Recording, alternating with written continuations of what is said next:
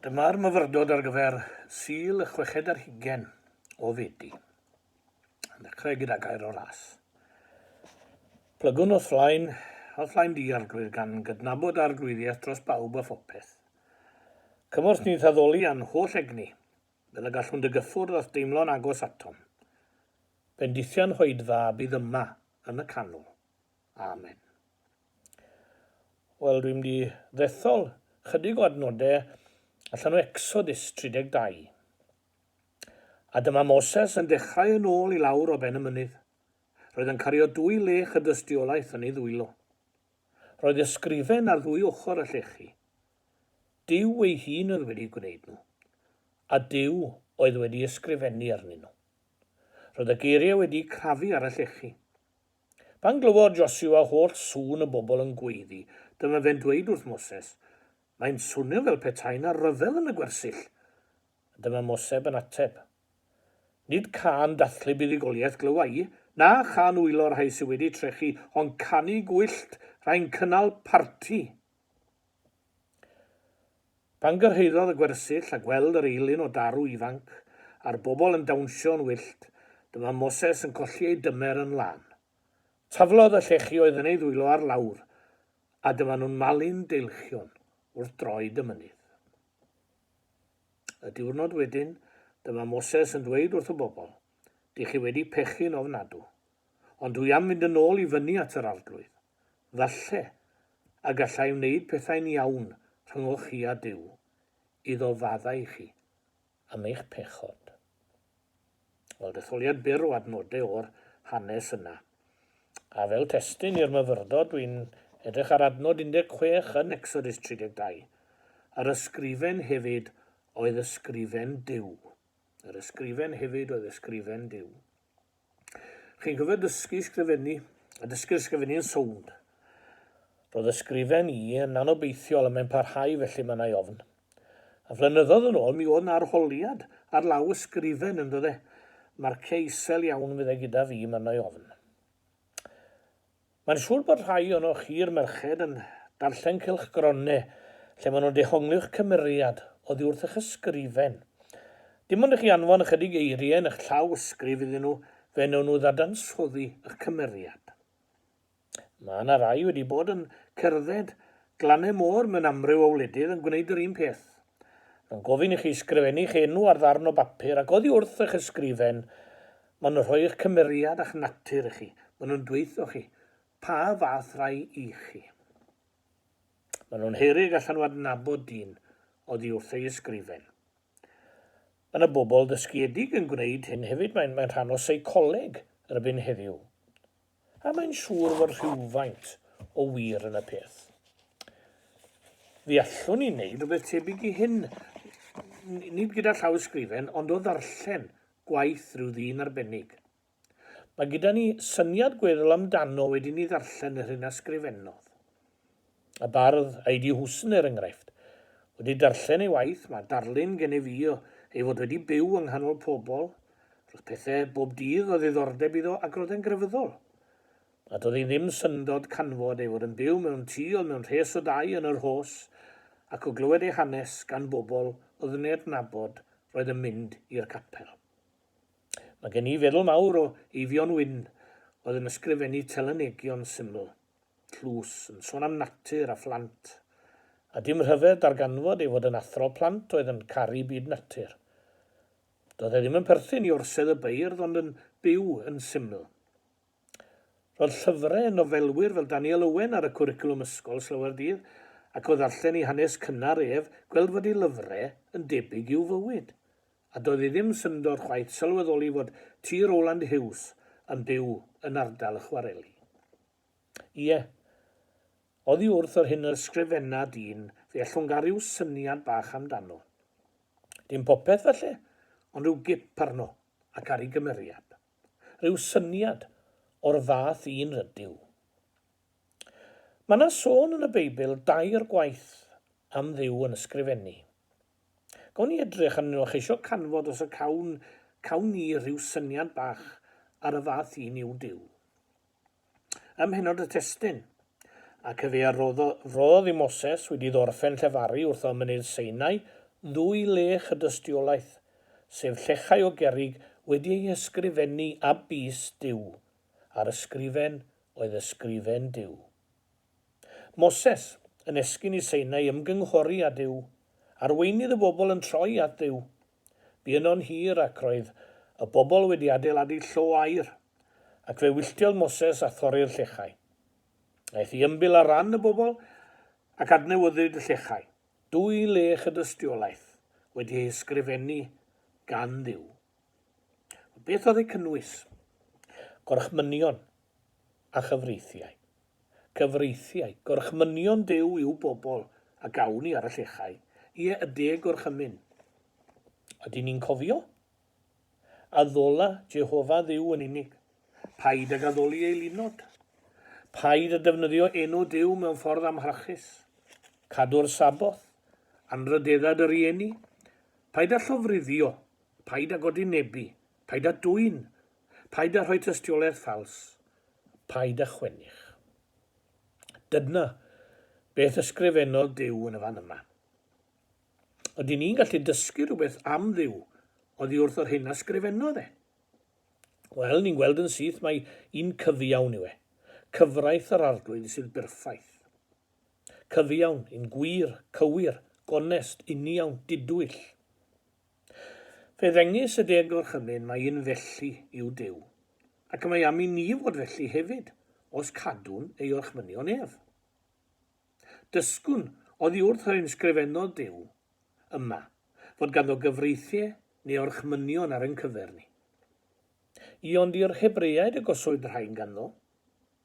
Dyna ddywedodd rhai wrth Moses nes ymlaen, un tadau y gosodwyd rhain. Nag emedd Moses. Dyma adnod y benod 5 yn llyfr Deuteronomium. Nid dan tadau i gwnaeth yr arglwydd y cyfamod hwn, ond dan y ni, yr rhai ydym yn fyw, bob un sydd yma heddiw. Mae gan Dduw ei orchmynion i ni heddiw hefyd. Mae ef wedi ei gosod i ni ac maen nhw'n gyfiawn. A os rhywbeth yn anghyfiawn yn y deg orchymyn? Dim. O ddarllen cynnwys ysgrifen Duw yma, fe welwn ni un peth sicr amdano. Mae'n Dduw cyfiawn. Mae'r ail enghraifft i gweld yn penod 5 o lyfr Daniel. Darllenwn yma am yr ysgrifen ar y mur. Gwledd Belsasar, gwledd fawr ysblenydd a 1000 o ddynion yno. Defnyddiwyd llestri air ac arian y deml. Yna, mae'r llaw yn ysgrifennu a neb yn gallu dehongli'r ysgrif. Dim hyd yn oed y doethion a'i llyfrau, a dim alw ar Daniel. Dyma'r ysgrifen oedd ar y mur, os cofiwch chi. Mene, tekel, wffarsin. Does dim rhaid i ni geisio dehongli'r geiriau, dyma'i hystyr. Tua bwyswyd yn y cloriannau, ac ath gaed yn bryn. Ydy'r ysgrif yna yn dysgu rhywbeth i ni am y Duw cyfiawn? Mae Duw yn barni. Ni'n ofni'r gair yma. Defnyddiwn unrhyw beth yn ei le, ond dyna ddigwyddodd yma. Cafwyd Belsasar yn bryn. Nid gosod deddfe a chyfreithio'r anhwyl y gwna Duw. Mae'n ei gwneud gan ddisgwyl i ni ei cadw. Yn ôl y salmydd yn Salm 62, bydd dynion oll yn cael ei gosod fel Belsasar yn y glorian. Gwyddom y gorchmynion a chanlyniad peidio cadw atyn nhw. Felly ni sy'n barnu'n hunain mewn gwirionedd, a chan fod Duw yn gyfiawn, mae'n parchu'r gyfraith. Nid yr Hen Testament yn unig sy'n dysgu hynny, ond y Testament Newydd hefyd. Iesu Grist ei hunan. Dameg y talentau er enghraifft, gyda gŵr yr un dalent na ddefnyddiodd ei dalent yn dod dan gondemniad ei feistr. Byriwch efallan i'r tywyllwch eithaf, meddi Iesu Grist. Dangos teyrnas nefoedd yma Iesu Grist yma. Y 10 morwyn a'r talentau, dyna i ddamhegion at y pwrpas hynny. Cofion hanes y 10 morwyn a'i gwas anfuddiol a chaiwyd y drws.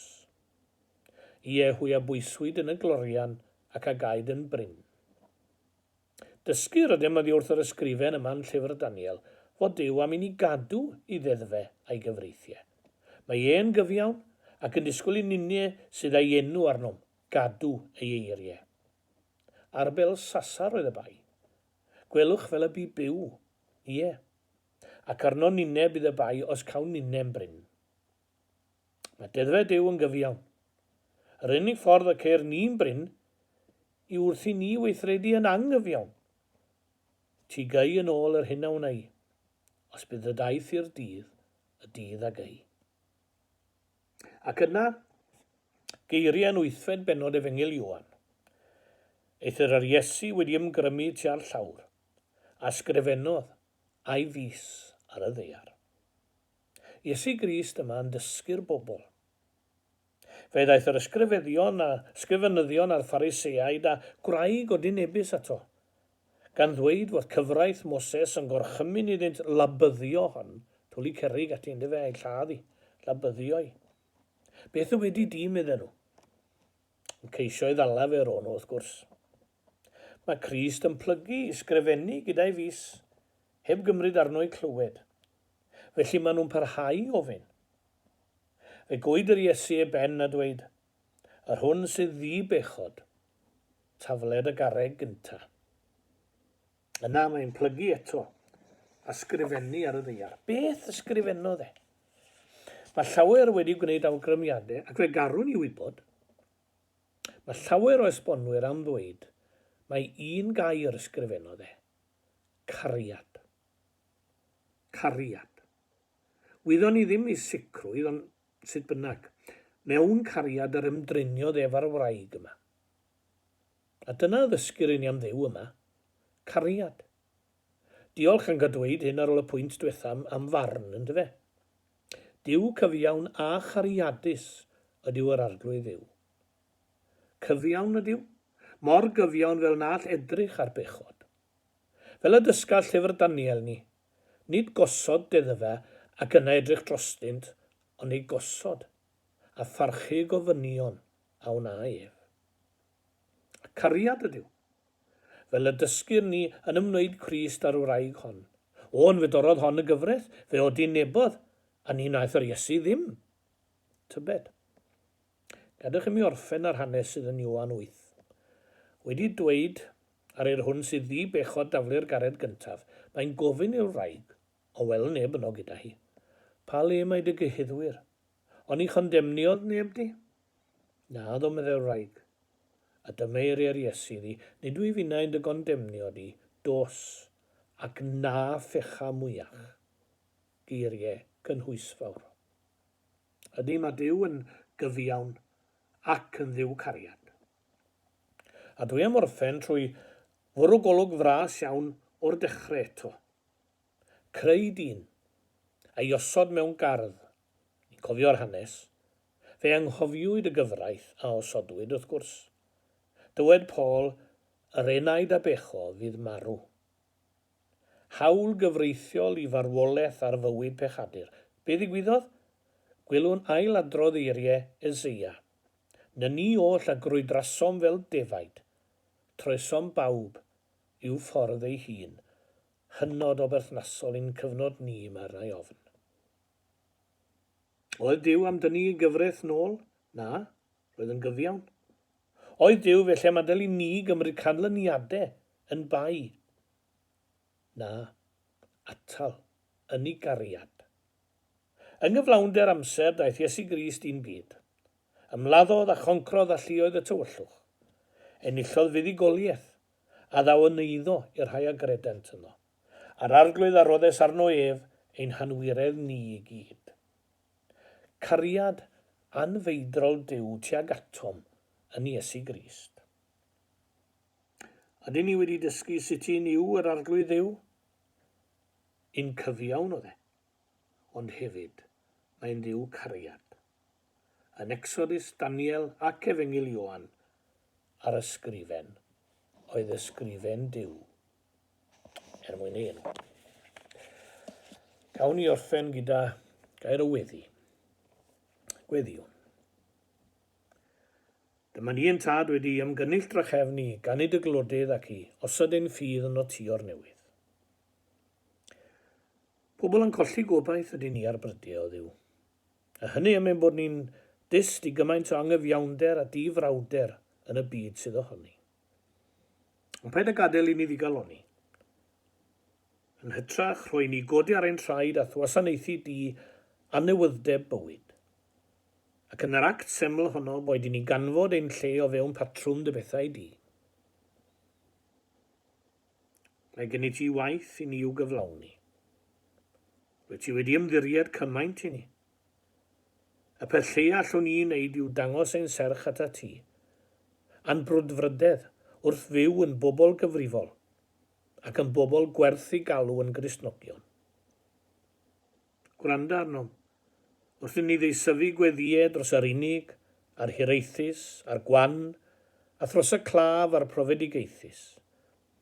Dyredd i'n deimlo a gwybod i sicrwydd fod y beichiau tragwyddol oedd eu tanynt. A mae ein plant yn ymddiried ynom i'w cadw rhag drwg ac i ofalu'n dirion amdanynt. Diolch i ti am ymddiriedeth plentyn, am ddiniweidrwydd plant. Gwared ni, rhag manteisio'r y diniweidrwydd hwnnw, a rhag torri ar yr ymddiriedeth mewn unrhyw fodd. Madda unrhyw wendid a weli ynom a gwarchod ni yr wythnos hon eto. Gofyn nhw'n y cyfan yn enw ein harglwydd Iesu Grist. Amen.